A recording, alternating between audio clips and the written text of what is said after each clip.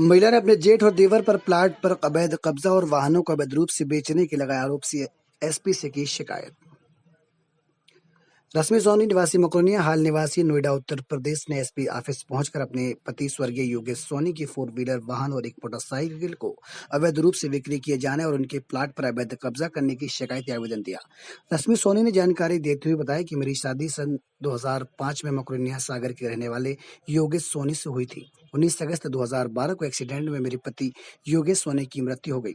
फरियादी रश्मि सोनी ने आरोप लगाए हैं कि मेरे पति की मौत के बाद मेरे जेठ दिनेश सोनी और देवर महेश सोनी, उनकी पत्नी कल्पना निवासी मकरोनिया ने मेरे बेटे को किडनैप कर लिया। बोला जब तक सारी प्रॉपर्टी जिसमें मेरे नाम फ्लैट था, मेरे पति के नाम एक 4 व्हीलर वाहन और मोटरसाइकिल थी, एक दुकान थी, वह हमारे नाम नहीं करोगी तो बेटा नहीं देंगे। और 13वीं के दिन ही मुझे कोर्ट लेकर गए और एक पेपर पर साइन करा लिए। मुझे पता भी नहीं उसमें क्या लिखा था। इसके बाद बेटे को वापस किया और मुझे यहाँ रुकने नहीं दिया। मुझे भगा दिया और मेरे बच्चे की पढ़ाई लिखाई उसकी वापसी के लिए 1 रुपया भी नहीं दिया। साथ ही धमकी दी अगर कुछ किया तो तुम्हारे बच्चे को जान से खत्म कर देंगे।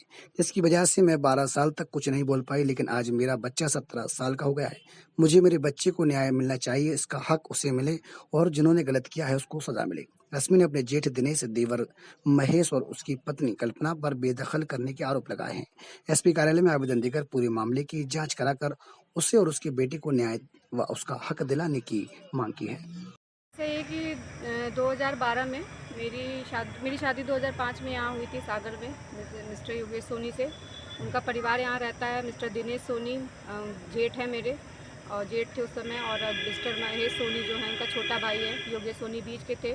2012 में उनकी एक्सीडेंट से मृत्यु हो गई, तो मेरे बच्चे को इन्होंने किडनैप कर लिया और 13 के दिन ही मेरे बच्चे को किडनैप कर लिया। मैंने कहा मेरा बच्चा मुझसे मिलने दीजिए, तो मिलने नहीं दिया। उसका किडनैप करके उसको बोला कि जब तक आप सारी प्रॉपर्टी पे साइन नहीं करेंगी, मेरा फ्लैट मेरे नाम था, मेरा एक पूरा प्लॉट जिस पे पूरा घर 2 मंजिल का बना हुआ था वो मेरे नाम था, बुलेरो थी, गाड़ी थी, दुकान थी, दुकान में तिजोरी में बहुत सारा सोना चांदी था, सब इन्होंने। क्योंकि मैं पढ़ाई करने बाहर गई हुई थी, मैं बीएड का कोर्स कर रही थी सिकंदराबाद से, जिसका पैसा भी मेरे पति ने ही दिया था।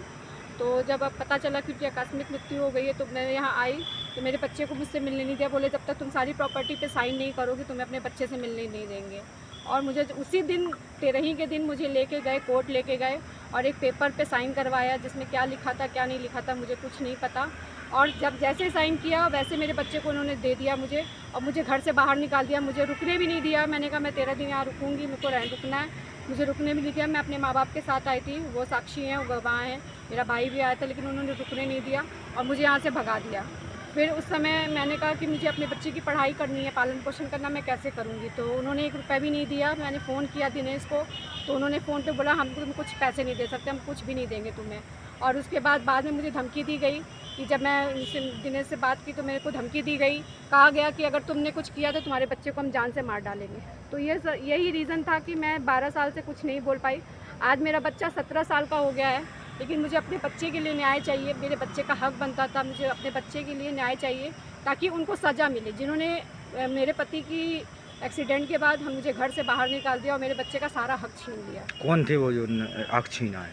वो योगेश जो मेरे पति थे, उनके बड़े भाई थे, छोटा भाई महेश वो थे, उनकी पत्नी कल्पना सोनी वो थी। उन सब ने मिलके मुझे यहाँ से बेदखल कर दिया, हर चीज़ से बेदखल कर दिया और मुझे किसी भी उसमें किसी चीज़ में बोलने नहीं दिया, करने नहीं दिया, मुझे शामिल नहीं होने दिया। अब आप क्या चाहते हैं?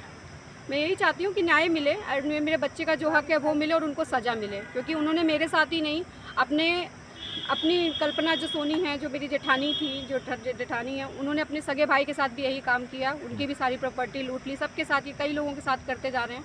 तो मैं चाहती हूँ कि ऐसे जो आपराधिक जो प्रवृत्ति के लोग हैं, स्वभाव के लोग हैं, उनको ज़रूर उनको सज़ा मिलनी चाहिए। मैं पिछले साल आई थी यहाँ पे, मैं सर के पास अपनी शिकायत दर्ज करके गई थी और मैं नोएडा रहती हूँ, वहीं पे जॉब करती हूँ, टीचर हूँ, और वहीं से मैं अपने बच्चे का जो भी पढ़ाई वढ़ाई का खर्चा सब देख रही हूँ।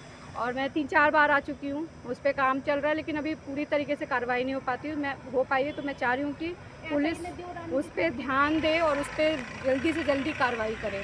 अभी आपने ज्ञापन दिया, क्या आश्वासन मिला है? सर ने बोला है कि नहीं आपका काम हो जाएगा। सर ने बोला कि अभी मैं आप जाइए, इस कॉपी को लेके जाइए और मैं वहाँ पे फ़ोन करता हूँ, वो ज़रूर ही आपका काम आगे जो भी अटक रहा है, जिस भी वजह से काम अटक रहा है, वो अड़चन नहीं आएगी, वो आपका काम पूरा होगा। शादी कहाँ हुई थी आपकी? शादी मेरी सागर में हुई थी। तो कहाँ पर? मकरोनिया नेहा नगर। नेहा नगर में मैं रहती थी। क्या नाम है आपका? रश्मि सोनी।